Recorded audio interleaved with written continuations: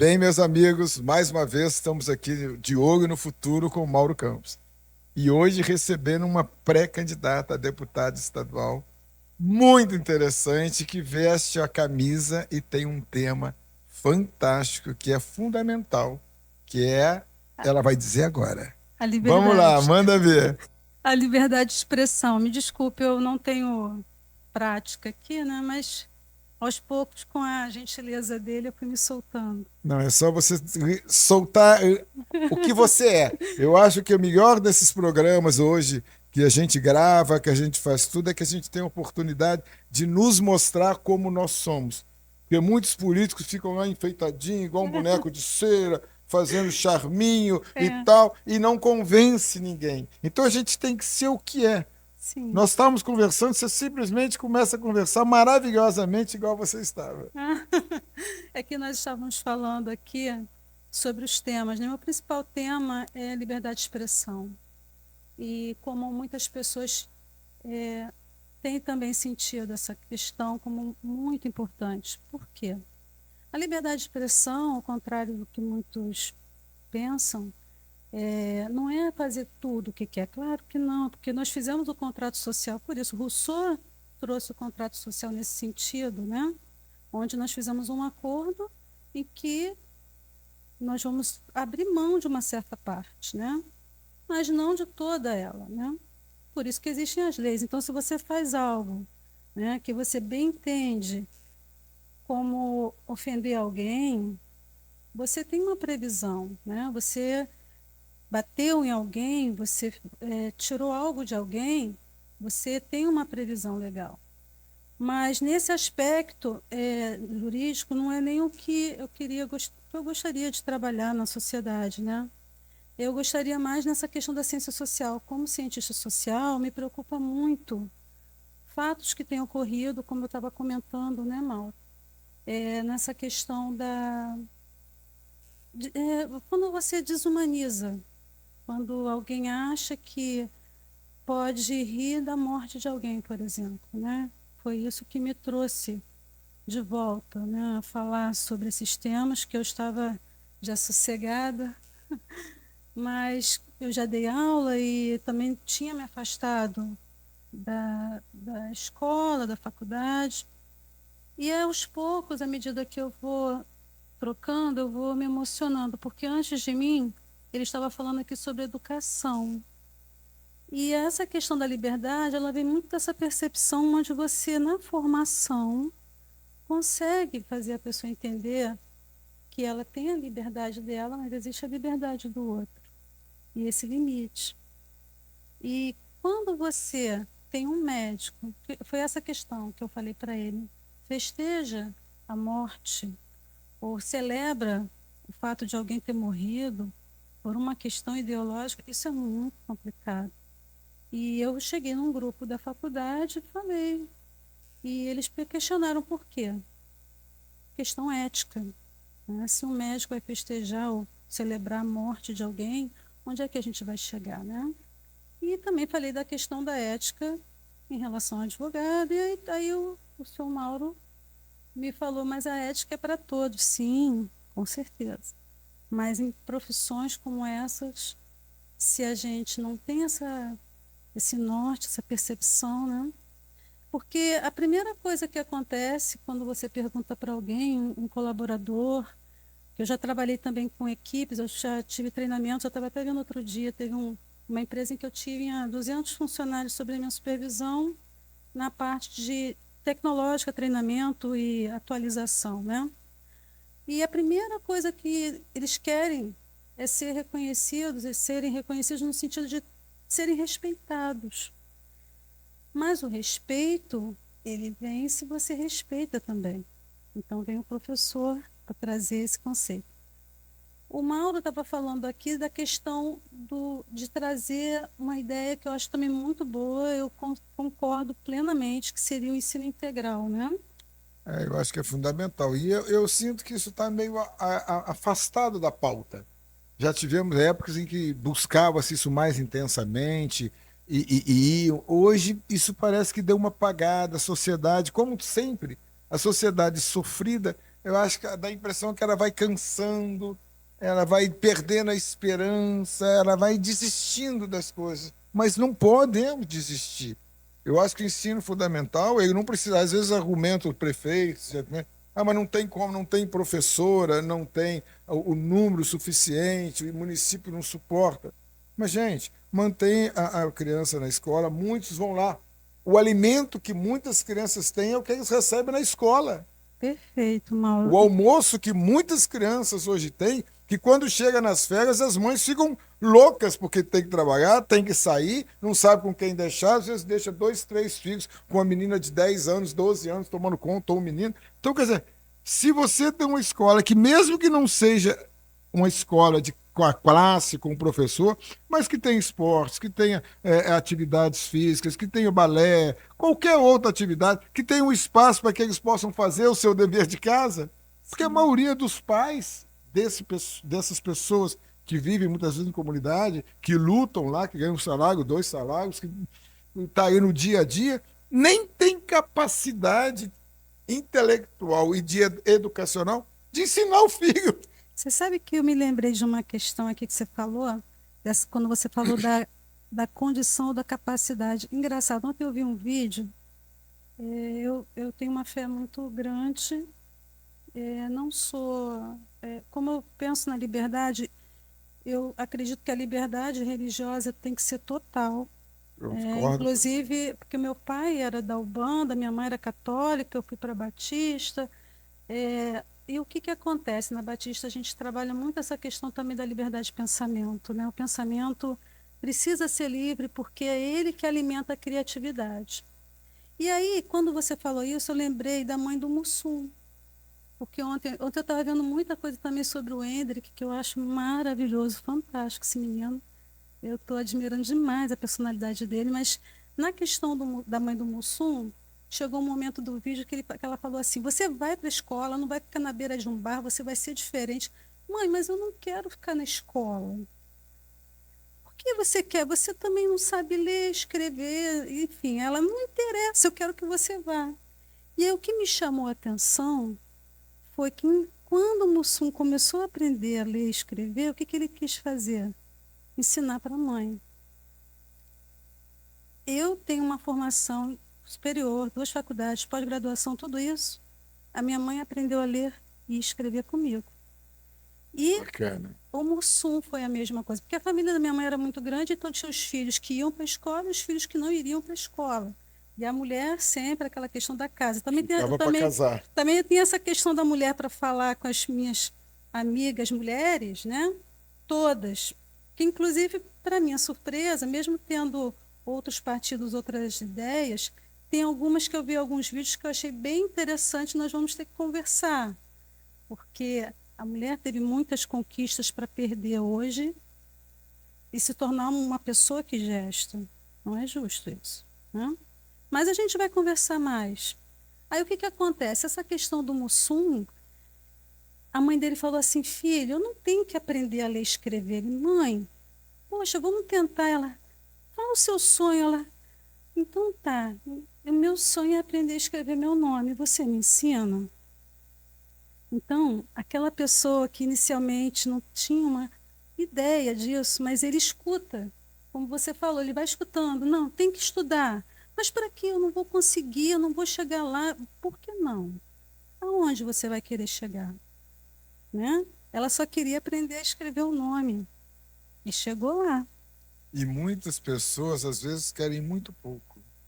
O que a gente considera muito pouco é um mundo para uma outra pessoa. Exatamente. É Eu vou isso dar um aí. exemplo para você agora, Mauro. Mauro, você, quando começou a falar, eu vou até exagerar, porque eu estou te conhecendo agora, né?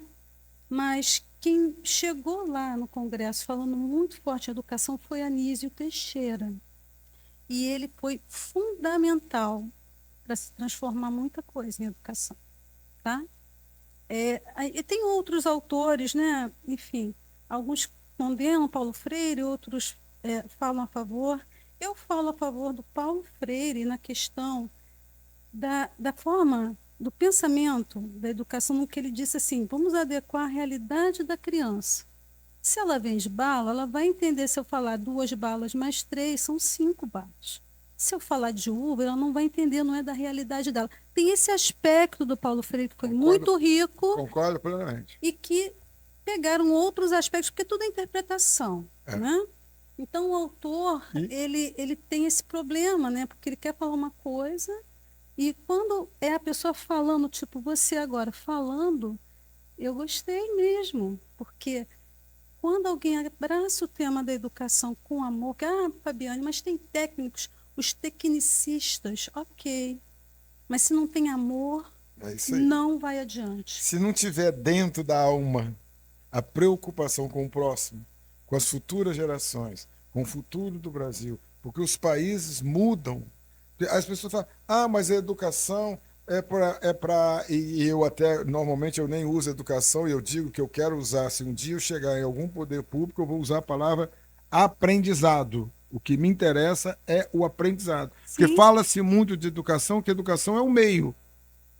Não tem como medir o meio. Você tem como medir o aprendizado. E aí todo mundo foge. Vai falar do aprendizado. Todo mundo fala, não, aprendizado é relativo. Porque vai existir não, mas você tem que. Uma hora nós vamos ter que encarar que as crianças não podem sair da escola analfabetas. Funcionais. Que você não pode ter um jovem que não saiba fazer conta de matemática. Que você não saiba o básico do básico de português. Algum momento as pessoas vão ter que sentar numa mesa e falar, não, para tudo. Porque não é possível que as pessoas ainda não descobriram que está tudo errado. Existem escolas boas, existem exemplos virtuosos, existe, óbvio, mas a maioria esmagadora é fracasso. E quando eu tenho muito exemplo que eu falo muito, falo com meus filhos, falo nas empresas nossas. Quando você está no caminho errado, quanto mais rápido você for, mais longe você está do seu destino. Quanto mais você acelerar, mais longe você está do seu destino. Se você quer ir para a Bahia, pega a Dutra para ir para São Paulo, quanto mais você correr, mais longe você está da Bahia. É o que está acontecendo na nossa segurança, na nossa educação, na nossa saúde. Então tem que parar, vai ter que ter uma ruptura em algum momento. E é desesperador você vendo todo mundo apático. Os pais não mexem, porque já está com a criança no colégio, então não pode reclamar, porque senão é perseguido, senão o aluno é perseguido. O professor, por outro lado, acomoda e nivela por baixo. Vai numa escola, eu tenho uma ex-cunhada, que dava aula em Niterói, perto de Piratininga, e ela é uma Caxias. Ela recebeu prêmio, a turma dela, tudo. Ela era odiada pelas outras professoras. Porque ela era o espelho dos que não queriam, que estavam acomodados, que não queriam estudar, que não queriam aperfeiçoar, que não queriam se desenvolver, que não queriam buscar técnicas novas, que não queriam evoluir junto com a tecnologia. Não, pegava aquilo e lia o livro e aquilo que estava. A prova era que 2, 3 turmas atrás, 3, 4 anos atrás fizeram, e ela era detestada. Por quê? Ela era puxa-saco. Não. Ela era honesta, porque ela ganhava o salário dela para o qual ela combinou de ganhar. Tá ruim? Pede conta e vai para outro emprego. É muito simples. Agora, você deixar chegar ao ponto que nós estamos chegando, com prejuízo educacional, de aprendizado da nossa população, principalmente a população carente, por que as escolas públicas deterioraram? Na minha época, eu já repeti aqui algumas vezes e não escondo. Eu não venho de família pobre, minha família é de posse, mas eu estudei em grupo. Em Minas tinha os grupos escolares. E era disputado. Tinha um colégio municipal lá do segundo grau, que eu não fiz lá, mas quem fazia a prova para entrar. Por que deteriorou? Porque as particulares entraram e começaram a injetar para cair o nível das públicas, para que as pessoas tivessem de ir para os colégios públicos.